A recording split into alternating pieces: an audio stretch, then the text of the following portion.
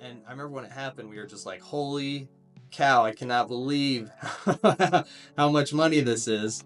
And it's funny because back then it was in the top Yep. 10 highest board game funded projects. Welcome to the Peoples Behind the Meeples, the podcast where we talk to the creators behind your favorite games. On today's episode, we're talking to Ryan Laukat. Ryan and his wife Mallory created Red Raven Games, a company that, well, makes a lot of fantastic games. They're effectively a two-person team. They have other people with them, but they do an absolute ton together. From creating the games to the art to the music, all that and more, they have done a tremendous amount with their company over the past few years. Their last few campaigns have been incredibly successful. They've had Sleeping Gods, which took the world by storm. They had Above and Below 10 years ago, which has done tremendously well for them. And they actually now have Above and Below Haunted, their newest game, coming to Gamefound shortly. Let's go ahead and talk to Ryan and find out a bit more about their story, about their journey in the board gaming space.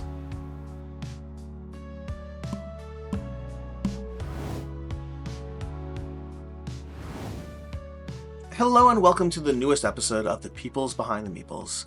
Today with me I'm joined by Ryan Laukat from Red Raven Games. And Ryan, I imagine things are fairly busy with the upcoming Above and Below Haunted launching shortly. How's your current vibes? It's good. We're actually prepared way earlier than we usually are for campaigns. This will be, I think, my 17th or 18th crowdfunding campaign. So So, well, I'm curious with that. I think Kickstarter had you tracked with 18 projects on Kickstarter. I didn't actually check how many you have on GameFound, but GameFound, has at least one, two, three. I think three campaigns on GameFound. okay, so that's okay. So I've forgotten. There've been so many. Yeah, I guess we're up in the 20s now. So Yeah, it's a lot of campaigns. But you were saying you're more well prepared. yeah, um, there have been campaigns. We've been, at various stages of like preparation when the campaign launches. And I feel like this one we were prepared like way earlier than normal, Good. which is a nice, nice change, nice refreshing change. Yeah, and it's worth mentioning to those watching this right now or listening right now that the campaign for Above and Below Haunted, depending on you're listening to this, is either going up shortly, already started, or depending if you're listening in the far distant future, already ended. But just to check that out if you can. Yeah, yeah. Um, and it's funny because things have changed a lot since like the early days of crowdfunding. My first project, that was in 2011 on Kickstarter. That was Empires of the Void 1. hmm And man, it seems like you got to do a lot more these days to get ready for a project than back then. Yeah, I remember talking to a friend who's a locksmith, and he was telling me about how it used to be all you had to be was a good locksmith. And then as the internet grew, and as the world grew, and as the yellow pages grew, or white pages, or any of those things, it changes. Like the world changes. You have to be doing a lot more every single year to just make a board game. Like you want to make a board game, like there's so much more that goes into it. Oh yeah, totally. It's like my job has become more over the years. It's like more and more marketing. Yeah. Um, you know, and these days there are so many games that come out, so much stuff and people, it's not just games. Like, the competition is all entertainment. Yeah. There's so it's like Netflix and streaming and video games and whatever else somebody might do with their time. You're competing with that. a So hundred yeah, percent. more and more time has to be focused on marketing for sure. Yeah, and to anyone who doubts like that, like one of those times that becomes self-evident is like during COVID, when in the early days of COVID, when everyone was at home, entertainment budgets completely changed. Like people would spend a lot more on video games, on board games, on things you could do at home than going out. And that's just a stark reminder that you are like as much as it might feel like, oh yeah, you can go, to a sports game and play a board game. You can, but if you're doing less of one, you will do more of the other. That does happen. Yeah, for sure. Yep. And I remember back in the day, I think when board gaming was having its new boom, like, in the 2010s, there were a lot of like news articles where people would be like, "Hey, board gaming's so it's great for families and it's so much cheaper than other things." And like, It was cheaper. it was cheaper. It's kind of not really true anymore. Like, if you really get into games, if you're really getting into the hobby and you're buying all these deluxe editions and all that stuff, I mean, it's not cheaper than any other hobby. Yeah, I still remember the days of when I first got into the hobby, and Eclipse, a brand new shiny copy of Eclipse first edition at $65 was the price point that scared me away back then. I wish that was the price point that scared me away. Now things have changed. The marketplace has changed. The types of games available have changed. It's a very much it is a hobby that still very much does offer the opportunity to get things at a very low prices. Anything from the types of button shy games you might see to small wallet games or pocket games of all kinds to just reasonably priced, standard retail games, all the way up to the gamut up to ridiculous $400 plus crowdfunding campaigns. It caters to everyone's preferences and budgets. Yeah, that's true. I mean, there are, right. I mean, for a certain type of gamer, you can play on a budget. You totally can. And you have so much variety and so much to choose from. And especially if you're choosing like used and old games and stuff like that. Totally. So, Yeah. but it's true. Like so many of us really get caught up in the new big thing. And so it sometimes isn't the cheapest. Well, speaking of your shift to marketing, how did Red Raven start? Like, what did like you mean the Red Raven? I assume from what I know already, it started with yourself and your wife Mallory. But like, what was the original start? What was the overall progress like? How large is the team now?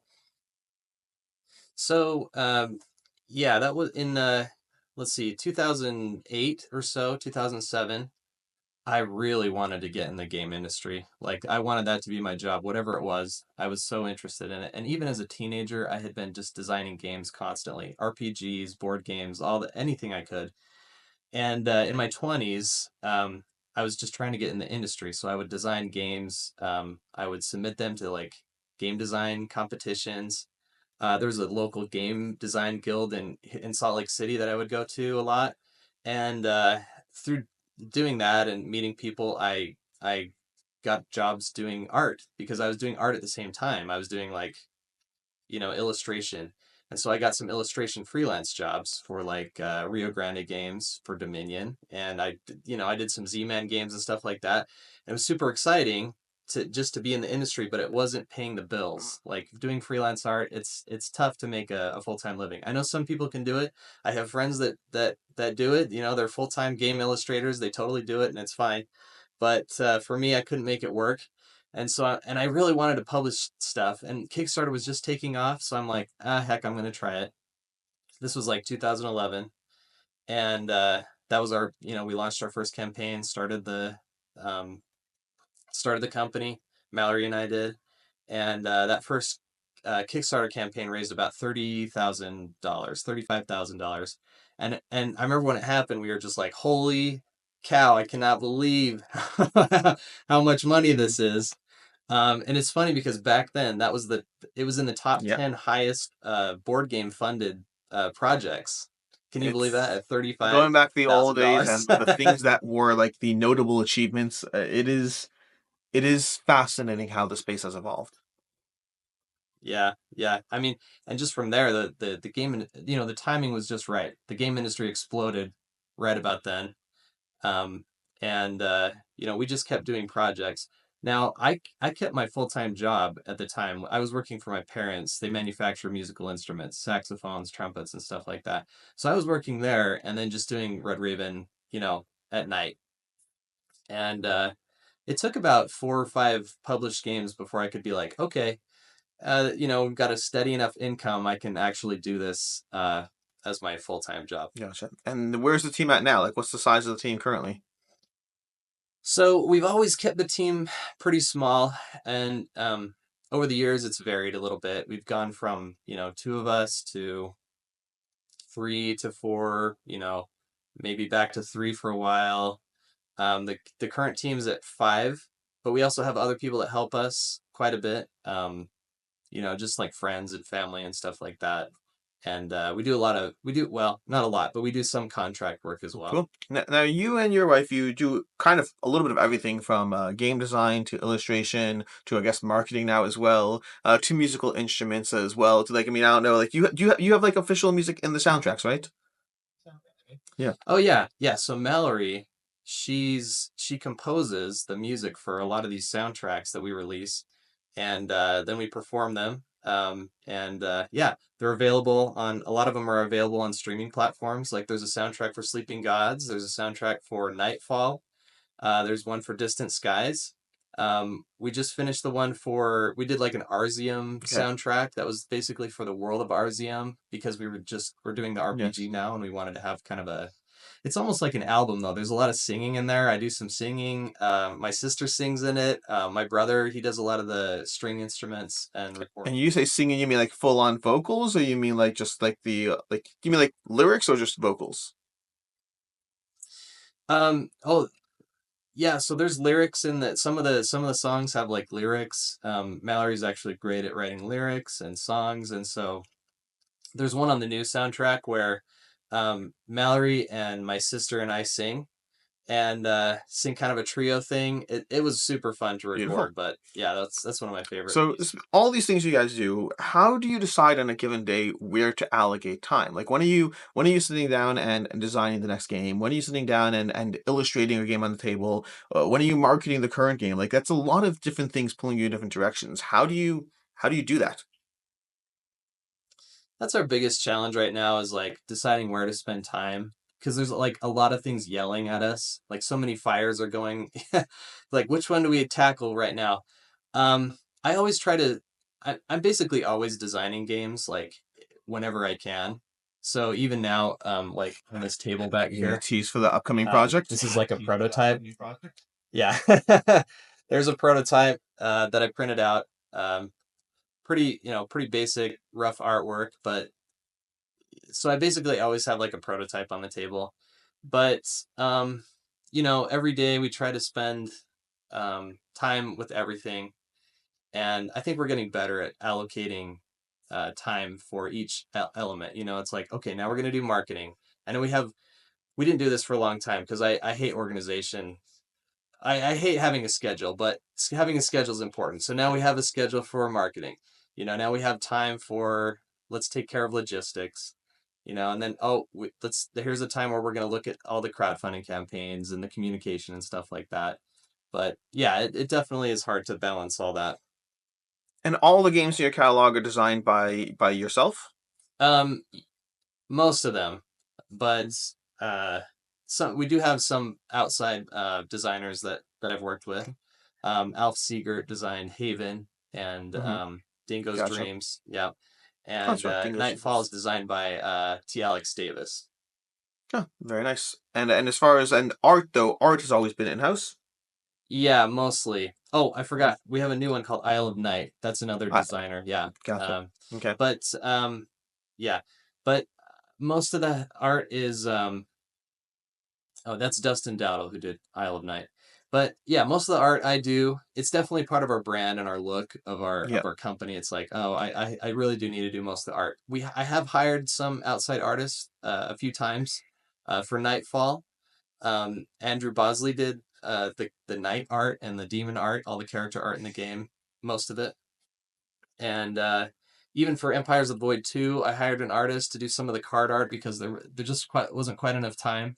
But we have basically realized that I do need to do most of the art, and I like doing It it. is a very defining look. Like a Nightfall, now that you say it, I can see that, but like it still fits in. It still is close enough. It meshes well. Yeah, yeah, and it was fun to work with Andrew, and I did. He's a delightful human. Yeah, and we basically gave him the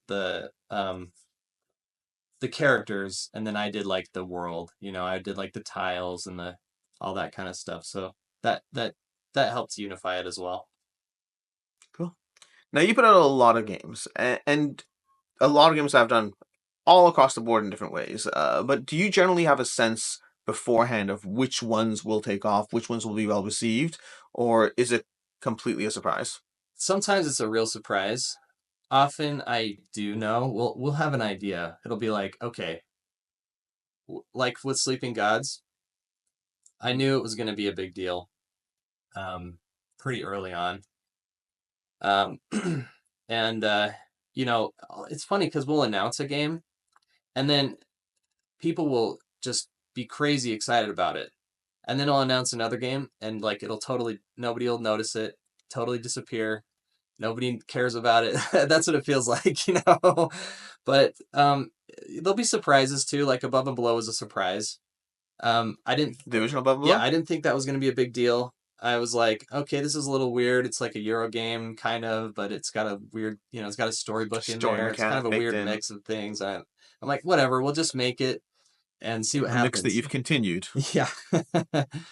And so that was a surprise. Very cool. So I guess putting it this way, which game most exceeded your expectations, and which game is close to your heart that you wish had been better received or done better?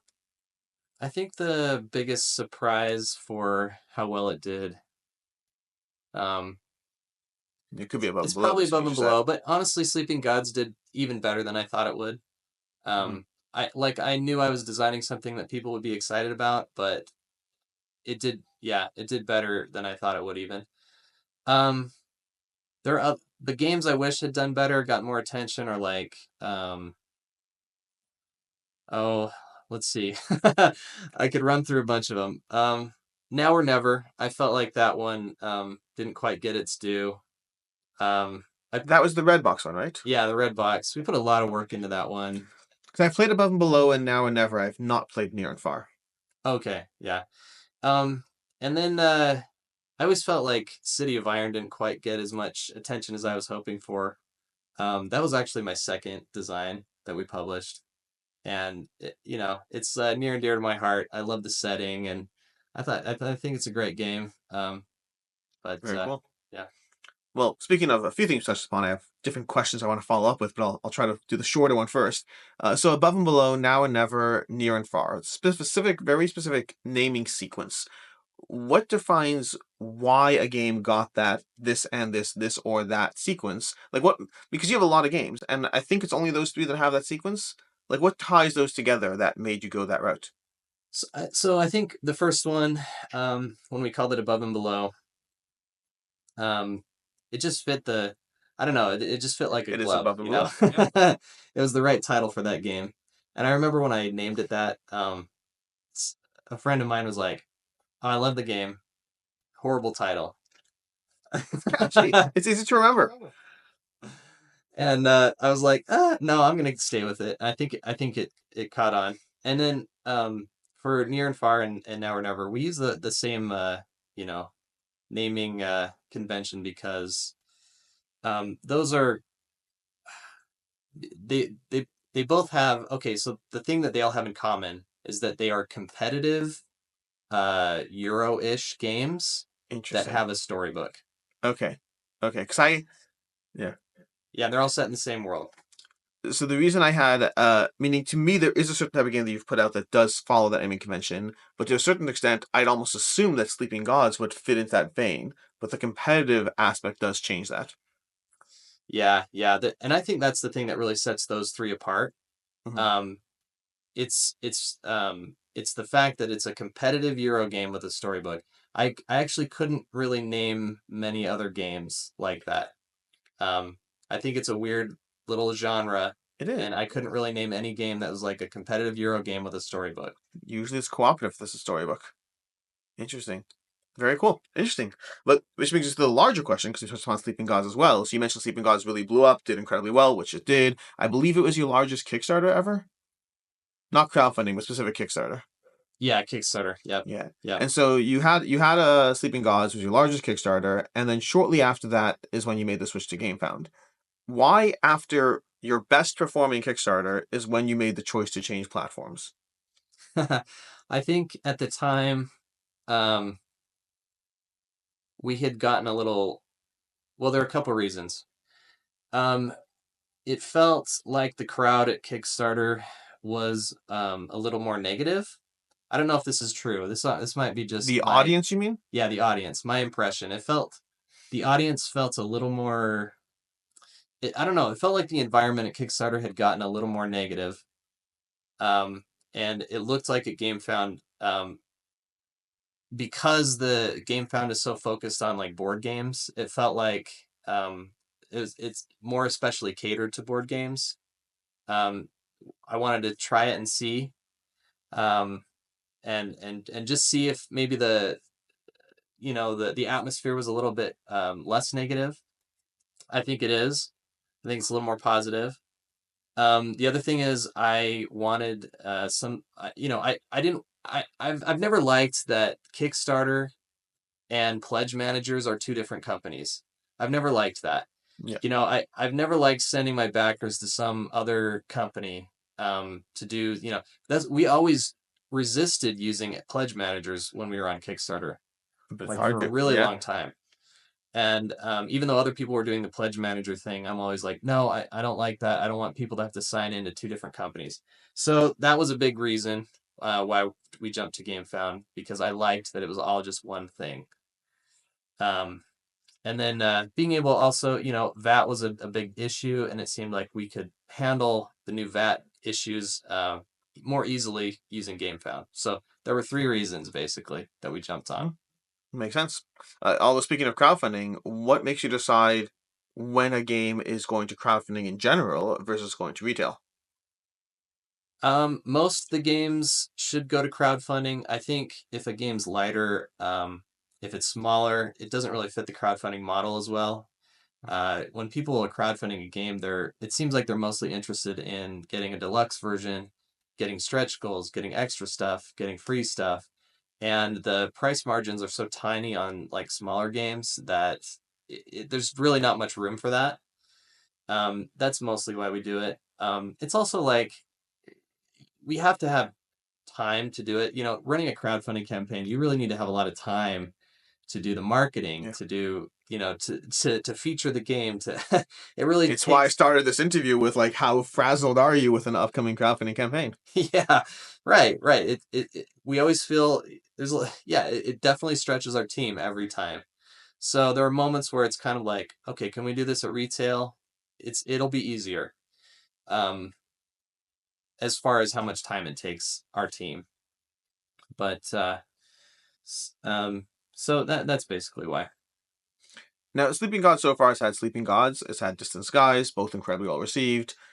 Is that a line you're continuing with further stuff? With further things in the sequence? Yeah, definitely. We'll do another. I've got a third game in mind, Mhm.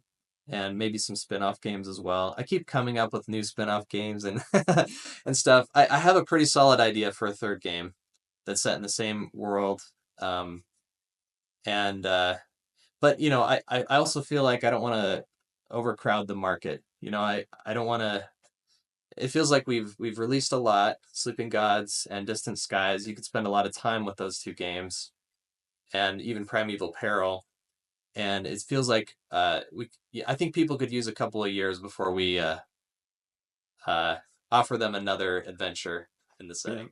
I mean, speaking of the amount of time these games have, like, is most of their writing for the game, most of the storybooks, like, where does that come from? Is that, primarily your team? Do you outsource that?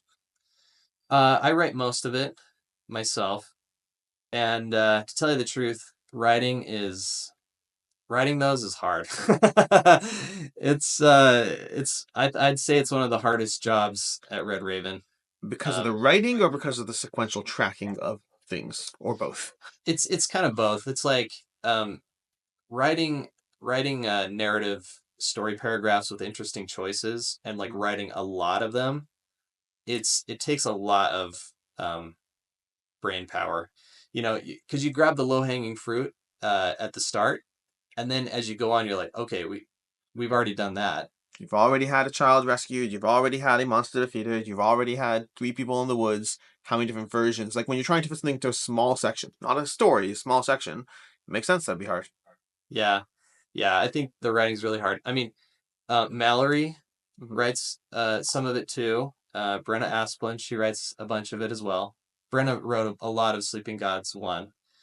And then Mallory, she's in charge of kind of refining and editing all the writing.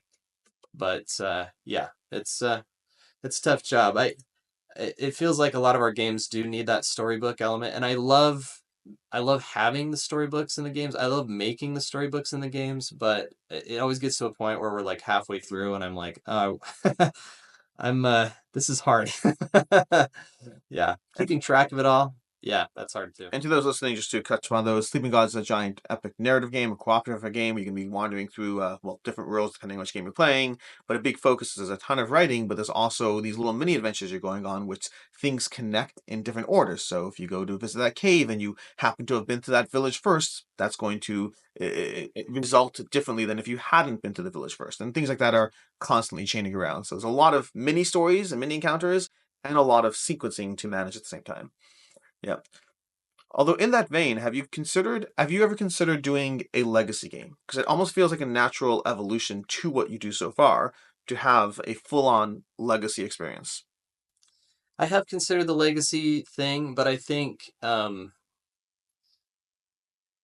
we probably won't because I really like that in Sleeping Gods. I like that you can reset the game Mhm. to the beginning, and nothing is like permanent. I mean, there is a permanence in the game where you're playing like a 20-hour campaign Yeah, and something you did in hour 5, really makes a difference for hour 15. But even after you complete the campaign, you unlock new things that you can play with. So it does feel kind of a legacy, but there's no permanence in the game. And I think I do like that because I like the idea that say somebody plays Sleeping Gods, they play like 4 campaigns and they had a great time. I mean, 4, that's a lot. But let's say they play even one and they're like, wow, that was fun.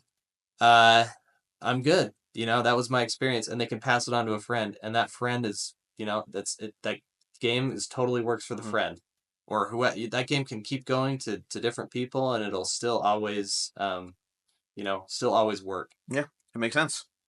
So I'm gonna ask you two slightly, it's not really, I was gonna say personal. Personal sounds so intimidating. It's not personal questions, just like to your own taste, I guess. So starting out lightly with what's your favorite game experience that isn't one of your games? Um, Do you have time for games that aren't your games? The next question. oh yeah, we still play a lot of games. I mean, it's I've had some of the most fun playing D&D actually. I love D&D. I've always loved it since I was a kid. Um, But I also have this, fascination for, Euro type games and Puerto Rico was really the game that got me into modern board. I assume you have a follow notification on the current campaign. Oh, yeah. Yeah, definitely. Um, but one of my favorite games is actually Race for the Galaxy. Tom Lennon. Love the tableau building. I love how fast it is. I love how the simultaneous play. That definitely influenced Creature Caravan. Um, so I mean, I love narrative, epic narrative games, really thematic games. I'm really drawn to those types of games. I love Cthulhu Death May Die. Um, Such a good game. yeah, such a good game. Love games like that can really get me into the setting and the story. But I also love like the quick tableau building games. Really have a thing for that.